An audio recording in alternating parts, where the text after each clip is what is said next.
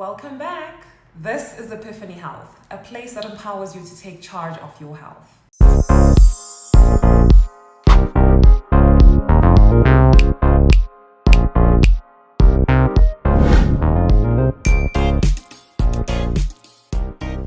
Today we're discussing how to lower high blood pressure naturally. So, what is high blood pressure and what is its burden on the population? High blood pressure or hypertension is a condition where your blood pressure is consistently high, which can potentially cause damage to your heart, your brain, your kidneys, and a lot of other organs in the body. Now, high blood pressure is the leading cause of premature death worldwide, responsible for about 10 million deaths annually. Now, this is because it can lead to serious health problems such as stroke, heart failure, kidney failure, aneurysms, memory loss, and dementia, among other things. Now, the problem is an estimated 50% of adults have hypertension, and of the 50%, only about half of them are aware that they have the condition. So please do yourself a favor and get your blood pressure checked routinely, because this disease is known as a silent killer because you normally don't have any symptoms. Now, high blood pressure is typically treated with medications, which can suppress the blood pressure, but they do not treat the root cause. Now, also, these medications are not risk-free. They have side effects that are usually causing dysfunction in other areas of the body. Now, blood pressure is definitely hereditary because having a parent who has high blood pressure certainly increases your predisposition to the condition. But this does not mean your fate has been decided. I like to use this analogy. Now, your genes are like a loaded gun, and your lifestyle and environment is what will pull the trigger. If you carefully pick up the gun and gently place it in a safe and lock it away, that gun will never go off. But if you're constantly picking it up and kicking it around and playing catch with it, and basically being careless with it, the gun will most certainly go off at some point. If you have a predisposition to a condition, it just means you need to be a little more careful with your health than the average person because your gun is loaded. But you're not at the mercy of your genes. You have control over which genes will express and which ones will lie dormant. The gene for blood pressure is very much influenced by lifestyle and environment, and it is quite possible to go through your life without ever developing the condition, despite carrying the gene. But remember, the body is a system of interdependent processes that are continuously interacting and counteracting with each other.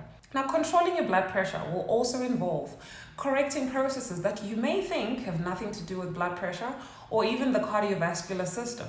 But when one process in the body is disrupted, a domino effect is initiated that will inevitably affect every other system because it's all connected. So without wasting time, here goes the steps you need to take to lower your blood pressure naturally. Number 1 is change your diet. Eat mostly fresh fruits and vegetables, because at least half of your plate should be fresh fruits and vegetables, a quarter should be protein, and the other quarter can be whole grain carbohydrates and a dash of healthy fats. Now, we all know we are what we eat, but realize that this statement is quite literal. What you put in your mouth is digested, is absorbed and assimilated to form the building blocks of your cells and organs and becomes you. If you're constantly stuffing processed foods and junk foods into your mouth, your body has no choice but to create junk cells and organs. Now, if you're building your house with substandard materials from the junkyard, for example, you're going to end up with a substandard and rickety structure. Because not only do such foods contain substances and additives that are toxic to the body, they are also deficient in essential nutrients that the body so needs to function optimally. You're essentially malnourishing yourself. Nutrient deficiencies are more common than you think and can lead to actual disease. Your blood pressure could be the result of a nutrient deficiency such as iron, potassium, magnesium, omega-3, or vitamin D. So why mostly fruits and vegetables? Well, because plant foods have healing properties. Natural plant foods come in a food matrix with not only fiber, proteins, and vitamins, but also contain antioxidants and phytonutrients. Antioxidants are molecules found mostly in plant foods that help your body detoxify. Because if you live on this planet, you are in some way or the other going to encounter toxins such as pesticides, air pollutants, chemicals in our water systems, the sun, and chemicals in some of our personal hygiene products. Antioxidants detoxify and neutralize these toxins and prevents damage to our cells. Damaged cells means malfunctioning organs and blood vessels and are vulnerable to disease. Phytonutrients are basically the plant's immune system because unlike animals, plants cannot physically run away from threat. They cannot move, so they have a very sophisticated immune system that helps them keep assaults such as pests, fungi, bacteria, and viruses away. And when we eat these plants, we're essentially borrowing from the sophisticated immune system and making ourselves resistant to disease. Now, not only that, Phytonutrients also have properties that are anti-hypertensive and inhibit the enzymes that cause high blood pressure. Number 2 is start exercising. Here, the consistency of exercise is more important than the duration. For example, it's better to exercise for 15 minutes a day for 7 days a week than to exercise only once a week for 4 hours. So what type of exercise is the best? Any exercise is good as long as you can sustain it and it raises your heart rate and makes you break a sweat. Now, exercise is essential for maintaining posture and integrity of our bodies because the body follows a use it or lose it approach. Whatever you're using gets stronger and better, and whatever you're not using, the body downgrades as part of its energy budget. The body's quite frugal when it comes to energy expenditure and will not maintain infrastructure that is not actively under use. If you do not exercise, your muscle mass shrinks, your bone mass will decrease, and your energy generating capacity dwindles. And when you do exercise, your energy levels increase, your muscle mass and bone mass increases, your heart muscles get stronger, making your heart more efficient, and your blood vessels become more flexible. Now, exercise is also a very powerful tool in weight management, stress management, anxiety, and depression. It helps burn off excess stress hormones and pent-up energy and leads to the release of feel-good hormones called endorphins, which improve mood and promotes good quality sleep. But get this, when you exercise, your muscles produce myokines, also known as hope molecules, that travel to your brain and act as an antidepressant. If you do not exercise, your heart muscles become weak, your blood vessels stiffen, you are more stressed, and you have less energy, and everything in your body becomes sluggish, propagating chronic diseases such as high blood pressure, among others. Number 3 is manage chronic stress. When you're stressed, your body is basically in a state of emergency. Your body will do anything to keep you alive, and when you're stressed, steering clear of this perceived threat becomes top priority. Because think of it this way, if a country is at war, for example, the most important thing at that time is to defend its territory and to protect its citizens. All other non-essential activities are suspended, and all able-bodied men must leave their day jobs and are deployed to the front line. Now, the same thing happens in the body. When you're stressed, your body also suspends all non-essential processes in the body and focuses all its energies on getting you out of the perceived threat that you're currently facing. Now, notice I keep saying perceived stress because most of the stress we face today is just our own perception of reality. The suffering exists mostly only in our own minds. Now, when you're stressed, commotion ensues in the body. Your body secretes hormones that increase your heart rate, raises your blood pressure, converts your muscle protein into sugar, thereby raising your blood sugar levels. It tenses your muscles and redirects most of your oxygenated blood to your muscles. Now, this is in preparation for an imminent attack. But this action, however, leaves a lot of the other body processes unattended and is one of the biggest causes of disease in the body. Now, besides the fact that you have induced high blood pressure in your body, you also have induced high blood sugar levels in the blood, which is typically supposed to give you enough energy to fight or flee from the threat. But now, like I said, the threat is in the mind, so there's nothing to run from. Now, you're either sitting at your desk the whole day or you're chilling on the couch. Now, because high blood sugar levels are inflammatory and corrosive, the body, in its innate intelligence, will release insulin, that's the fat storage hormone, to mop up all of this excess sugar, convert it to fat, and store it in your abdomen. So you have essentially converted good quality protein and good quality muscle to abdominal fat, which is the worst kind of fat that you could have in the body. Because besides hanging around your heart and other organs and disrupting their function, abdominal fat produces hormones that interfere with the normal hormonal function, causing chaos and inflammation in the body. Now, I also spoke about the other functions being halted while the body is in stress. Now, some of these functions are your immune system, your reproductive system, your digestive system, and your rest and restoration system. And all this leaves you vulnerable to opportunistic infections, to cancers, malnutrition, insulin resistance, and of course, high blood pressure, further perpetuating the stress loop. Now, I know if you live on this planet, some level of stress is unavoidable, but you have to get better at dealing with stress. Ask yourself if there's anything that you can do about the situation. If the answer is yes, by all means, get up and go about the business of rectifying the situation.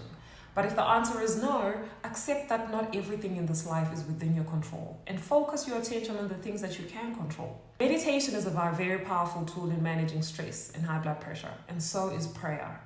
It helps to be able to surrender the things that you cannot control to a higher power and focusing your attention on the things you can control. Exercise is a powerful tool in stress management because it burns off that excess blood sugar I mentioned above, as well as decreases the stress hormones. Now, if all else fails, get help.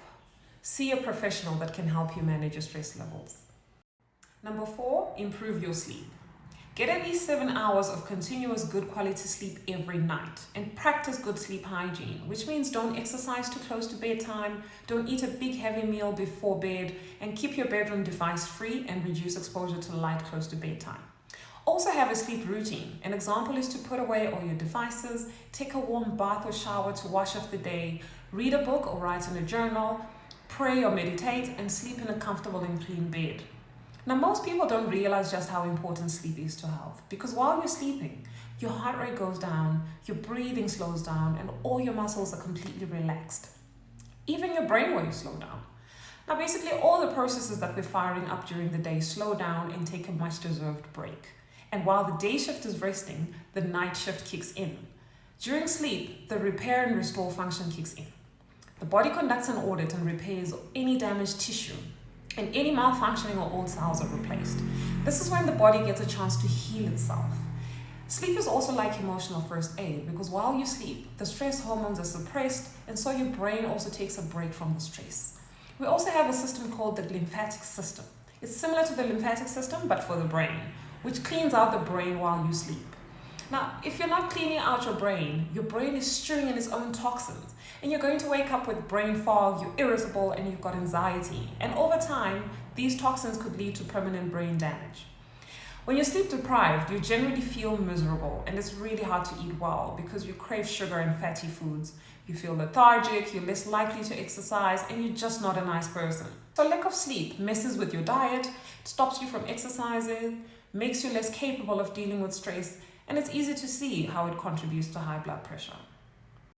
Number 5 is maintain a healthy weight and a healthy body fat percentage. Now, fat, specifically belly fat, is actually metabolically active. It's not just sitting there making you warm. It's releasing hormones and inflammatory molecules that interfere with the normal functions of the body, like I mentioned earlier, causing hormonal imbalances that cause high blood pressure, among other complications. Now, women should typically keep their waist circumference below 80 centimeters and men below 90 centimeters. Number 6, check your medicines. There are groups of medicines that increase blood pressure via different mechanisms in the body. Now, anti-inflammatory medicines and steroids such as aspirin and prednisone raise blood pressure by retaining water in the body, which increases your blood volume, effectively increasing your blood pressure. Now, other medicines known to increase blood pressure include antidepressants, birth control pills, stimulants such as Concerta and Ritalin, and medicines containing caffeine. Now, there are also some natural supplements that are known to increase blood pressure and are best avoided if you have blood pressure, such as ginseng, guarana, and licorice. Number 7, rule out chronic conditions. 1 in 10 cases of high blood pressure is caused by an underlying condition. And like I always say, the body is a system, and problems in one area will eventually affect everything else in the body. Conditions such as kidney disease, diabetes, thyroid problems, certain cancers, as well as sleep apnea are some conditions that can cause high blood pressure. Go for a full medical and rule out underlying chronic conditions if you can. Number 8 is not very popular. Cut out all added sugars, sweeteners, and refined carbs. Now, sugar and refined carbs are quickly and easily absorbed by the body and cause insulin spikes. And high insulin levels in the blood elevate blood pressure. Now, sugars and carbs in their natural state, such as in fruits and in whole grains in comparison, are absorbed at a slower rate and do not cause sharp insulin spikes. Number 9, limit your alcohol intake. Now, a glass of red wine once in a while at a social gathering is okay, but consistent alcohol intake raises not only your blood pressure, but also your sugar levels, increases your waist circumference, affects your sleep, and increases your stress levels, all of which in turn further increases your blood pressure. Number 10 is incorporate natural herbs that help to lower blood pressure. Good examples are fresh garlic, ginger, hibiscus tea, and cinnamon. Now, there's actually a study that showed that the reduction in blood pressure from consuming garlic is similar to the effects of some blood pressure medications. Now, if you're already taking high blood pressure medications, please be careful and be sure to monitor your blood pressure while you take some of these herbs, as your blood pressure could get too low. Now, as a side note, I know there's a lot of literature that recommends that one cuts their salt intake when they have high blood pressure. Now, salt is an essential part of a healthy diet, and it helps to regulate fluid retention in the body. It is not a bad guy. Now, both too much or too little salt is not good for you. But if you're eating a healthy whole foods diet like I recommended above, do not be afraid to season your food with moderate amounts of salt. It's the processed foods and junk foods that typically carry excessive amounts of salt, so if you cut those out, you should be fine. And that's it for this video. Thank you so much for watching. And please like and share this video with people that you think might benefit from this information. And if you have topics that you would like for me to touch on, please comment down below and let me know. If you would like me to be a health coach, send me an email and let's talk. I will pin my email address in the comments. See you in the next one.